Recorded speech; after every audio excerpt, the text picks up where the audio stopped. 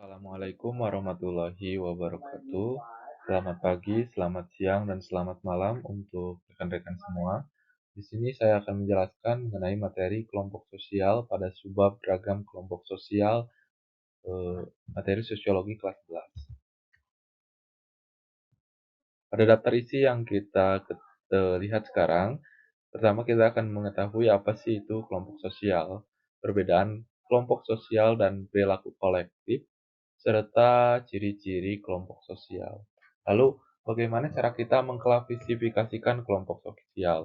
Setidaknya kelompok sosial dapat diklasifikasikan terhadap tiga jenis. Yang pertama adalah kelompok primer dan kelompok sekunder. Lalu yang kedua adalah kelompok dalam dan kelompok luar, serta kelompok referensi. Berikut kita akan jelaskan sebagai berikut. Ini kelompok sosial adalah kesatuan atau himpunan manusia yang hidup bersama karena adanya relasi timbal balik yang dilakukan dengan kesadaran dan saling mempengaruhi. Artinya, kedua individu tersebut memiliki kesadaran bahwa mereka merupakan anggota dari suatu perkumpulan tersebut. Misalnya, teman-teman di sini pasti mempunyai kelas, dan kelas seperti kelas 10 atau kelas 11 memiliki kesadaran bahwa itu adalah anggota dari kami. Itu adalah kita definisikan sebagai kelompok sosial karena di dalamnya kita sadar bahwa rekan kita dan kita memiliki hubungan yang timbal balik.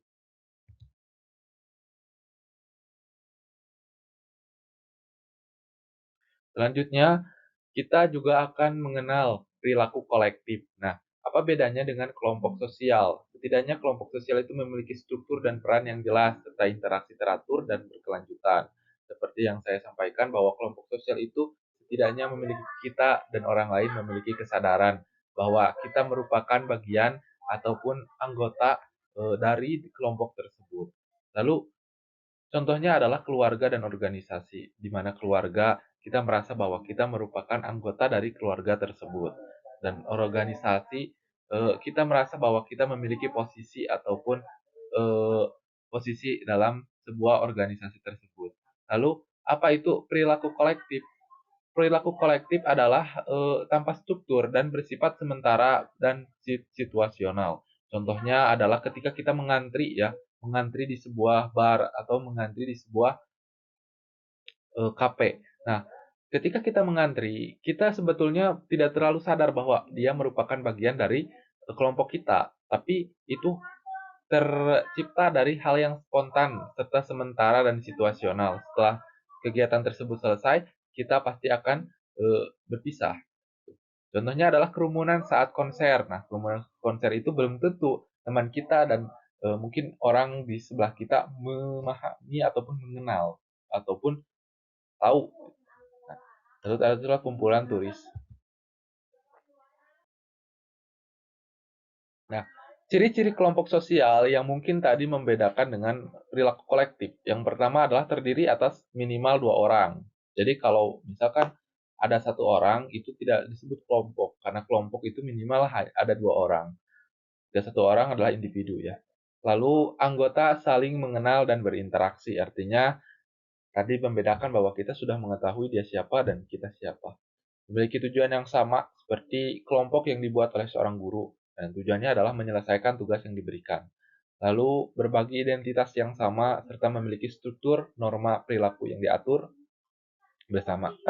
Ini berhubungan dengan pembentukan kelompok sosial bahwa ketika terjadi storming dan harus ada sebuah norma untuk mencairkan hal tersebut. Nah, lalu klasifikasi kelompok sosial. Yang pertama kita membahas kelompok primer dan kelompok sekunder. Kelompok primer adalah hubungan yang intim, personal, dan langgeng. Biasanya kelompok primer itu sedikit, jadi cuma 3 ataupun 2 orang. Namun, kelompok primer memiliki keintiman yang cukup dalam, seperti keluarga. Artinya, keluarga itu sebagai ring pertama dalam kehidupan kita, di mana ayah, ibu, anak, dan sebagainya saling memahami dan saling mengerti akan kebutuhan keluarga yang lain. Mungkin sahabat contohnya ya. Intinya memiliki hubungan yang sangat dekat. Jadi sangat dekat dan kita lebih bisa membuka rahasia kepada kelompok tersebut. Lalu yang kedua adalah kelompok sekunder. Kelompok ini biasanya hubungannya formal, impersonal, dan sementara. Artinya ada struktur yang bisa saja kita tidak selamanya dengan dia gitu.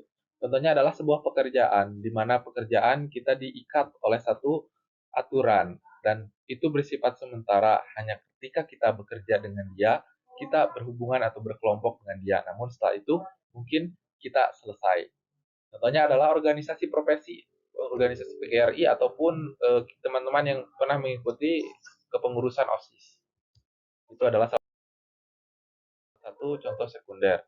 Nah, lalu ada kelompok dalam dan kelompok luar. Kelompok dalam ini adalah individu merasa menjadi bagian dan individu kalau keluar itu biasanya menghasilkan sebuah kerjasama. Seperti teman sekelas biasanya memiliki hubungan kerjasama yang mencapai tujuan tertentu. Lalu kelompok tugas, nah kelompok yang dibuat oleh guru ataupun teman-teman untuk menyelesaikan suatu tugas. Lalu kelompok luar. Nah, kelompok luar ini adalah kelompok yang dianggap berbeda ataupun persaingan. Jadi, kalau kelompok dalam itu berhubungan dengan bagaimana menciptakan tujuan terlaksana. Kalau kelompok luar adalah bagaimana kalau kita bersaing dengan kelompok lain. Gitu. Jadi, kelompok yang merasa kita berbeda. Misalkan pendukung dari suatu sepak bola yang sebetulnya bukan pendukung kita, pendukung klub rival. Lanjut adalah kelompok referensi. Nah, Kemerton atau seorang ahli dari sosiolog disebut bahwa kelompok yang dapat mempengaruhi perilaku orang lain. Perilaku orang lain ini artinya ketika kita melihat contohnya seperti gambar ini adalah keluarga kerajaan, maka yang menjadi referensi kita seperti cara berpakaian, cara berbicara adalah bagaimana kelompok tersebut. Itu jadi kelompok referensi adalah bagaimana cara kita dipengaruhi oleh kelompok tersebut. Kesimpulannya adalah memahami berbagai jenis kelompok sosial membantu kita dalam mengenali dinamika interaksi dalam masyarakat. Jadi, kita mengerti apa yang dimaksud kelompok primer, sekunder, dan dalam luar atau referensi, dan dapat menjelaskan hal tersebut. Lalu, setiap kelompok memiliki peran dan pengaruh tertentu terhadap perilaku individu. Semua kelompok itu memiliki peran-peran tertentu. Kelompok dalam memberikan kita kerjasama untuk mencapai tujuan. Kelompok luar bahkan memberikan semangat lebih untuk kita tetap berinovasi sehingga persaingan akan lebih sehat.